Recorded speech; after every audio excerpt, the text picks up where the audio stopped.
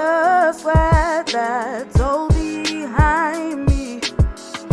Grown too strong, I don't go down easy.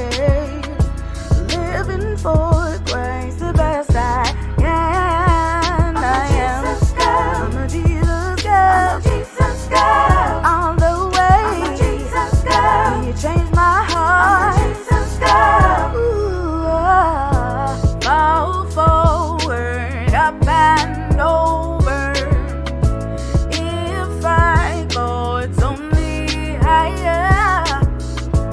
No matter where I stand up, it's always on the Lord's side. 'Cause I've been reading Jesus girl. Hey.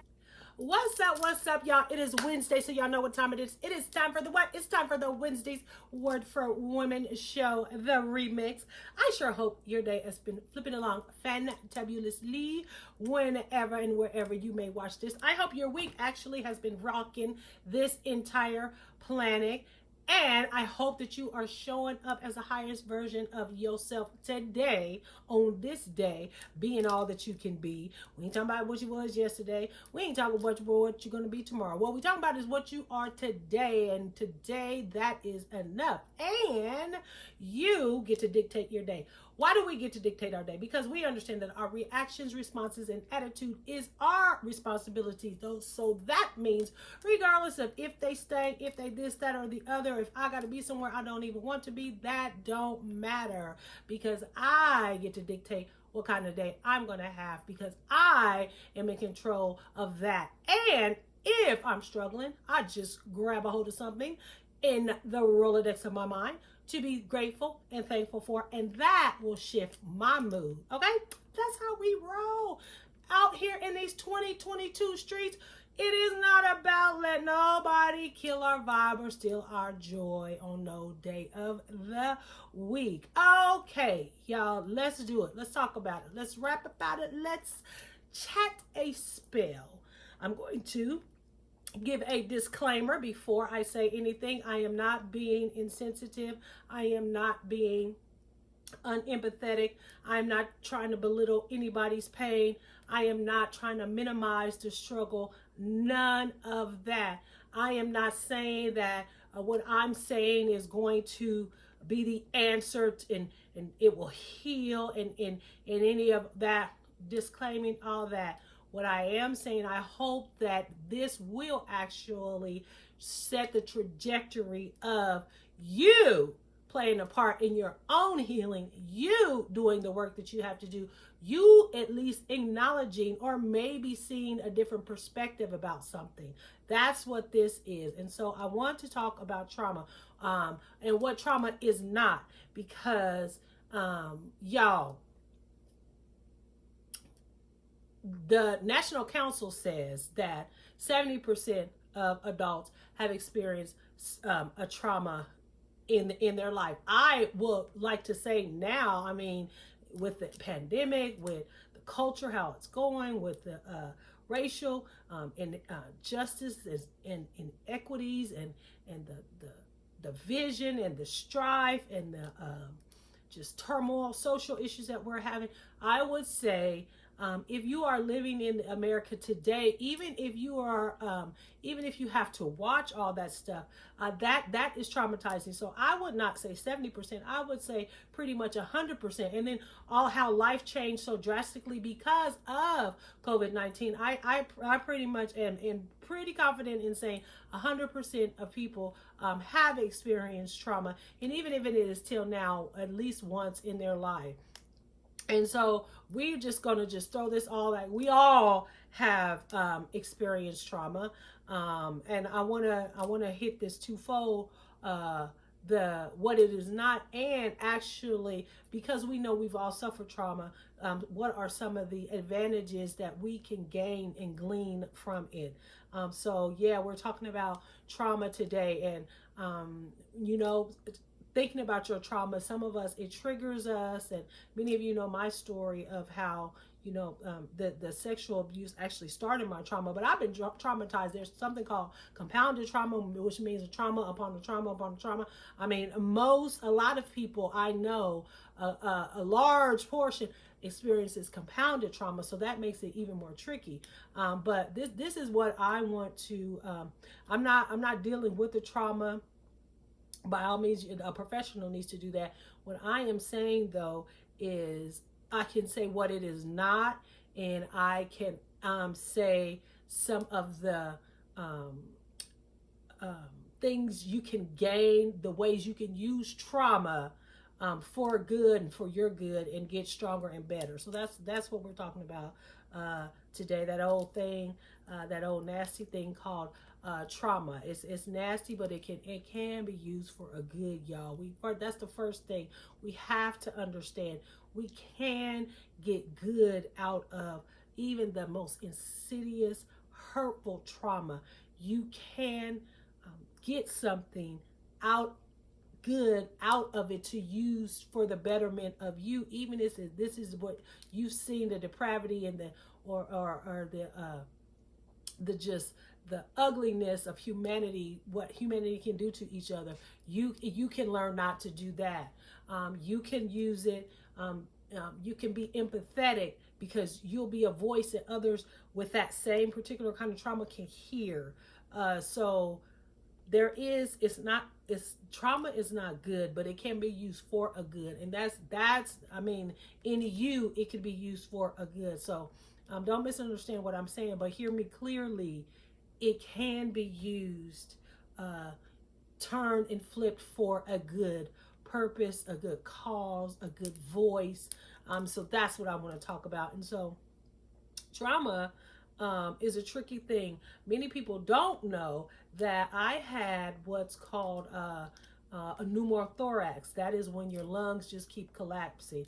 This actually is a thing that usually happens to thin Caucasian males. Well, I fit none of the bills. So you can imagine the doctors were getting stumped too. They would they would get the lung back up. It would collapse again shortly after. Eventually, I just had to be hospitalized and have this chest tube in my lungs to be my lungs for me, because it just could not stay up. It just would not, and they were stumped because I did not fit the profile of what this medical condition happens to. And so the treatments that they had for it actually weren't working either. And so I'm on oxygen, I'm on this chest tube, and we were at the final. They had tried everything they could. The last thing was to cement my lungs, but to do that meant that there would never be anything to be able to be done to my lungs if I needed it, because it will be cemented. And once that didn't work, that would mean I would need lung, new lung or something like it. That was just the final thing. And then some doctor, a younger guy, wanted to do this. He found this experiment. He was like, I don't know if it's going to do anything, but I want to try it. So what they did, they had to traumatize my lungs. They had to go in and they had to literally scrape my lungs. They had to injure my lungs in hopes that the scar tissue would then make my lungs stronger. It would cement, it will make the lungs stay up, because the scar tissue is what's going to hold it up, because it couldn't stay up. And so they did this surgery, and I went in. They scraped it all up. They literally had to traumatize my lungs so that in hopes of it would come back, the scar tissue would make my lungs seal. It would cement. It would keep my lungs up. So it worked. We didn't know it worked. I tell you, the day we knew it worked, I had the surgery, I'm laying, they keep taking me off oxygen to test. And I just kept, I would need oxygen. As soon as I couldn't breathe, it was a matter of seconds, and they knew it didn't work because I couldn't breathe. So they took it off, and I couldn't breathe. They put it back on, and I tell you, I had a pain like I have never had in my life. And I mean, I was hollering. They literally had to restrain me because it was hurting so bad. So after we got over that crisis, they took the oxygen off, and lo and behold, I could breathe. So they slowly weaned me off the oxygen. What had happened was, as it was tearing, as it was scarring and then pulling, that was the pain. So the trauma actually made it stronger, made it able to seal. Now I'm telling to hold itself up.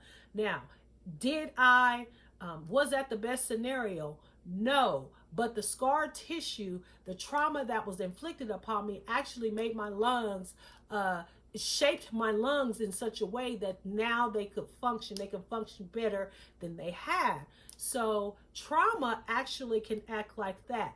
Yes, it is not, nobody is deserving of trauma. Nobody, that's not the best scenario.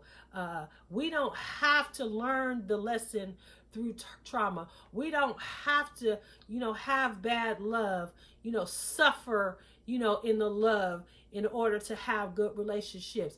But because it's a reality and it's going to happen, I believe, and for me and my faith, God uses that. Since that is the proclivities of man, he still will use that to make it a person even better or stronger than what they would be without it.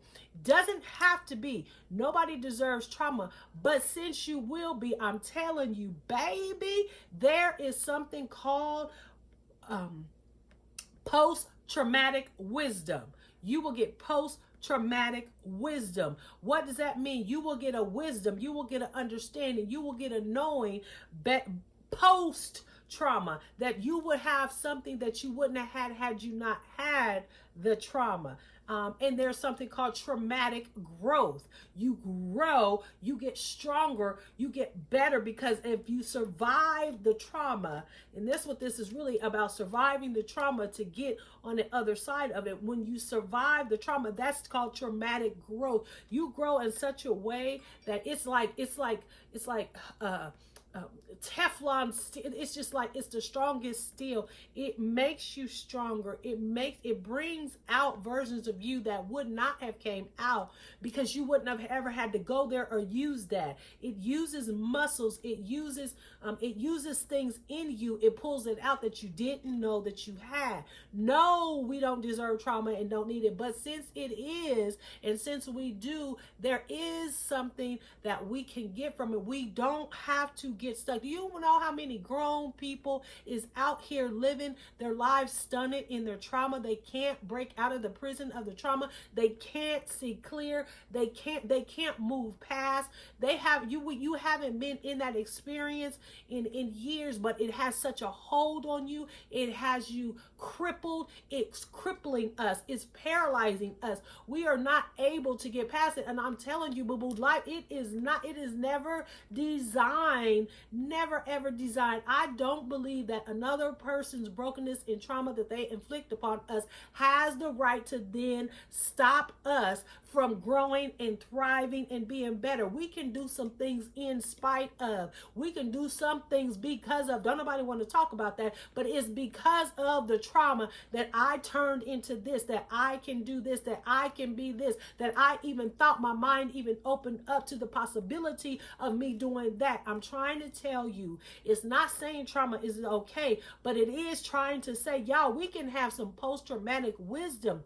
We ain't got to be stopped and shorted and just crippled by the trauma.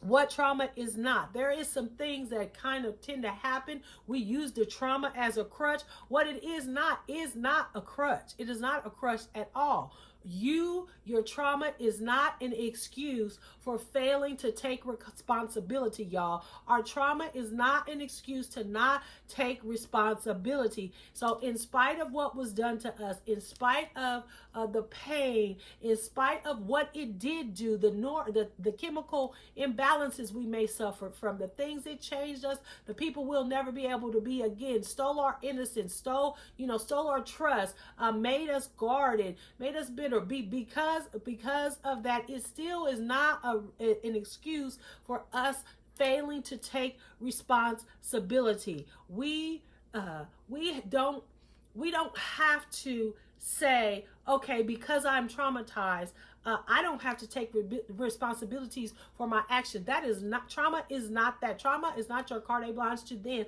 not take responsibility for you. We can't already take responsibility of what they do, but what we can take responsibility, I say this every week, of ourselves. And what we can't dictate what it does to us, but we can take the responsibility of trying to find out and deal with whatever it is as we live our lives to heal and grow and gain post-traumatic wisdom. Trauma is not an excuse for bad behavior either, y'all.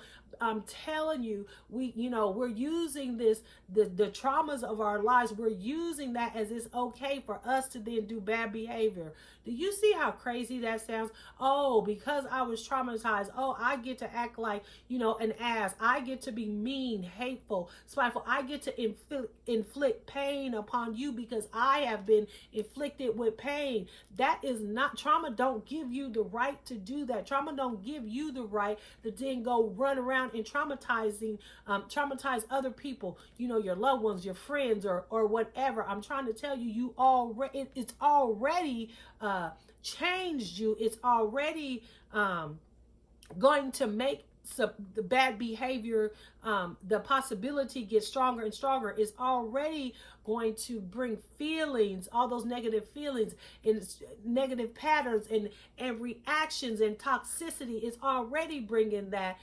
We're going to have to deal with that, but that still don't make it okay for us then to inflict that on other because I was traumatized. Now I get to traumatize you. That is not what trauma don't give you an excuse for bad behavior, though bad behavior is going to be a tendency and you're going to have to work really hard. And this is where a lot of us get stuck. We feel like because I've been traumatized, I don't have to do that work to heal so that I won't infect, my wounds won't infect and bleed on others. I don't have to because darn it, I'm traumatized. But no, boo-boo, it does not give you the okay for that. And your trauma does not mean that you'll be coddled. Your trauma does not mean I can understand, I can sit in your pain with you, but that does not mean I'm going to co-sign your bad behavior. I understand. I get it. I'm a be with you as you make the mistakes. I'm going to be with you as it's messy, but I am never going to make it okay for you to then okay bad behavior as it's an excuse. It's not. It's an explanation. It's not an excuse. We got to stop using our trauma as excuses. It's an explanation of what's going on and what's happened. But then it's our responsibility to then get that thing in check, to then heal that, to then work through our mess. We have to get a handle on this because what we are doing is we are teaching others. We're having whole societies using the traumas as an excuse, not explanation, and we're passing it on. And then at the end of the day, we have a bunch of folks just behaving badly, inflicting trauma, not taking responsibility for their own actions, and using the trauma as the excuse to do what you do.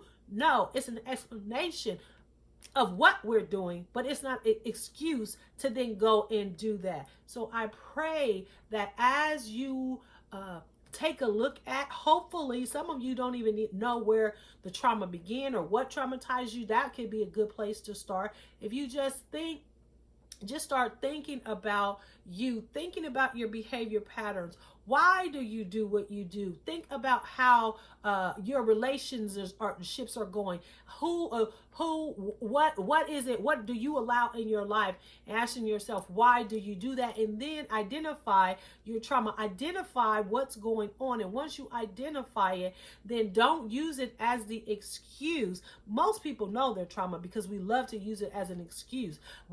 Know that looking at the excuse, look at what it is, that how you can flip that, how you can change that. What do you need to do to then get post-traumatic wisdom, to get purpose in the traumatic growth? How do you switch that to go from excuses to purpose to growth to post-traumatic wisdom? I'm telling you though, y'all, it's a thing. But understand what trauma is not and what it does not allow you to do.